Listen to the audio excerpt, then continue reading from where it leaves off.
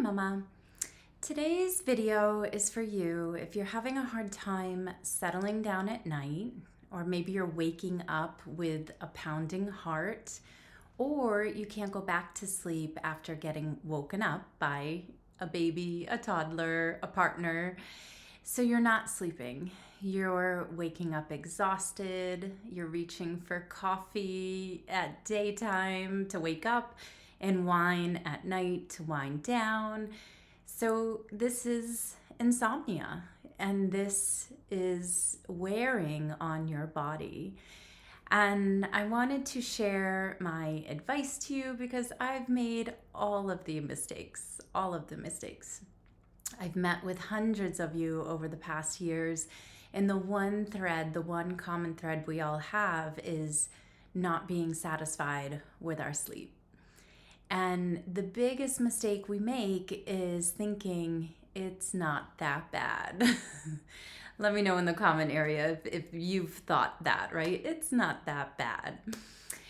Well, the scary thing is that if we don't address our sleep, it leads to anxiety and leads to depression. So there's this sick cycle of insomnia, anxiety, and depression, and it goes round and round and round. So if you are struggling with your sleep, may I suggest this be the year that you address it, that you take it head on and say, I'm going to fix this, I'm going to heal this. And you can heal this, you can. So a little backstory, my husband and I opened 2 businesses and had twins within the same year, which was not a great idea. So baby A would wake me up in the middle of the night. I'd finally settle baby A down and take another hour for me to go to sleep just to be woken up by baby B. I literally slept 3 hours for about 2 years. And my situation was different. I had twins, of course, but I didn't realize the impact that was having on my health, on my relationship, on our family, the stress that it was doing. So what I want to share is some mistakes I made that maybe will help you start switching some of your lifestyle habits and then help you refocus on your health this year. I know children consume a lot of time, but let's talk about your health, right? So let me know in the comment area if you're breastfeeding or not. If you're not breastfeeding, that's fine. But there is a difference in our hormones, in our need to heal insomnia, whether we're breastfeeding or not. And I'll touch on that in a moment. So one of the biggest mistakes I made was drinking alcohol. We all do it before kids, or most of us do it before kids, but then after kids, it is that much harder for your body to sleep, to get rest, especially when you're getting woken up, to process the alcohol because your liver is already working in overtime. And what I remember hearing is Guinness would increase my milk supply, right? That alcohol was okay, that wine will help you relax at night, wine and a bath. But the truth is that it's not good. It affects your gut health. It's disrupting your sleep. Maybe not on day 1, but on day 2, maybe you're getting angry. You have rage and anger, and that all has to do with liver health. So we want to support your liver in the postpartum time, and supporting your liver means no alcohol. So my biggest mistake was thinking alcohol was helping me. Do you agree? The second biggest mistake I made was drinking caffeine, like a lot of caffeine. So I had to have a coffee in the morning and then maybe another 1 or 2 throughout the day. And the problem with that is it was perpetuating my anxiety. It was causing heart palpitations. It was having me scattered and unfocused, affecting my gut health and my digestion. So when we don't sleep, there's such a challenge of energy, right? So what do we do for energy?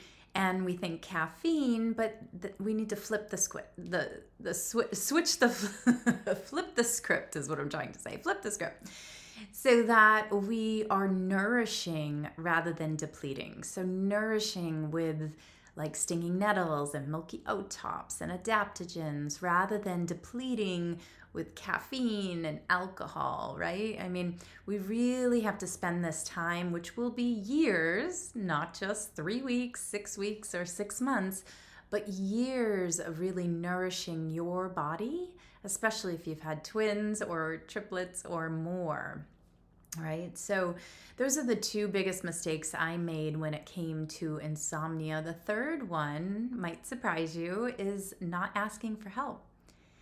Not asking for help. So when you are a strong, independent woman, or you're so used to doing everything on your own, it's really hard to ask for help. And if people are turning you down, right, like your in-laws say no or family members say no, then it's really hard to keep trying. So asking for help can be a saving grace for you. Now, it may not be a relative. It may be a neighbor or a friend. Maybe you can watch their kids for a bit, even though it would be really hard. Maybe they can in turn watch your kids for a little while, so you just have a moment to yourself, right? So asking for help, and then even when they say no, ask again. So don't take it personally. It's nothing personal. People are so busy. And then what happens over time is you figure out who is a good match for you, who is on the same season as you are, the same wavelength, who can help you the most. So ask that person, ask them again, and then if it's not a good fit or a good match, find someone else. So make a list today of 5 people you can ask for help, and then do it. Go and make the effort, write them an email, write them a text, give them a phone call, and see if we can do this exchange of working together to help take care of each other's children. So those are my 3 biggest mistakes when it came to insomnia and raising twins. And actually, let me add one more in the fact of keeping my studio open, my Pilates studio open, for 6 years when I should have closed it. I should have. I mean, I adore my clients. I adored working. I had the hardest time closing my studio and letting all of these people down that I was training. But the truth is, my family suffered, my children suffered, because I was always thinking about work, thinking about the studio.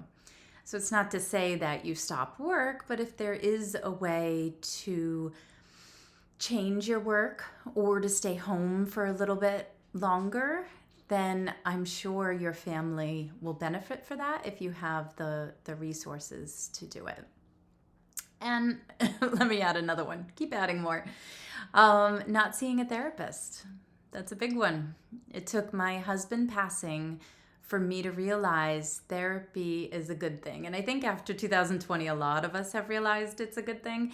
It's just a matter of finding that person that works with you and can help you. And sometimes that takes time and energy and money and focus. And I understand that it's hard. But getting over this idea that therapists are judging us or it's not going to make a difference is not true. And there's actually a lot of affordable therapy online now, so that we really need to make that a priority when we're struggling, because usually when we have insomnia, there is probably some trauma behind that causing this sleeplessness. So when everybody else is sleeping except you, then that's a sure sign that something's going on in your body. Postpartum adrenal fatigue, but also trauma. And the trauma needs to be resolved for you to sleep at night, for you to be able to close your eyes and calm down. And the one way you know you have trauma, or one way you can tell you've had trauma, is if you have recurring thoughts about one event. Now, I had this in the postpartum time. I had this nightmare that kept coming up, this traumatic event that I suppressed. And it actually came up in the postpartum time, and I just kept ignoring it and pushing it down, ignoring it and pushing it down. So if you have a recurring thought that is traumatic or is something from the past, I encourage you to take pen to paper and just start writing about it.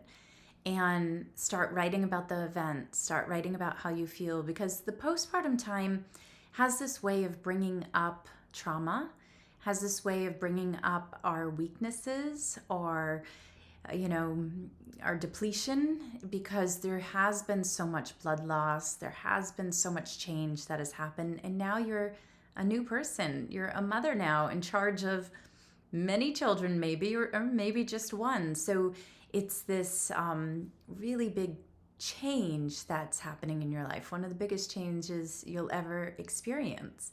So if you have recurring thoughts that keep popping up, and then I encourage you to explore therapy, and or it's better, a fastest way to start is just writing, is starting to write and see what comes out on the paper, and you might be surprised. So this is my advice to you. Let me know if it was helpful at all. And I want you to know that you can heal your sleep. You can. And you can sleep all night long and wake up feeling refreshed and rested and really happy and thankful to be a mom, and grateful that you have this opportunity, because our children bring out the best and the worst of us, and that they are our teachers, right? They are teaching us. They are teaching us how to come to terms with our challenges, with our insecurities, with our trauma, with our past, with our words and our bad habits. They are watching everything. And as they grow, they're repeating your habits and your words, and you have an opportunity to make them better. One of the fears moms have is that their children will struggle with anxiety, their children will struggle with insomnia. It doesn't have to be that way. When you learn how to heal, you will teach your children, and you will change generations of insomnia, anxiety, and depression. It is possible. So thank you for listening, and I'll see you next week. Bye-bye.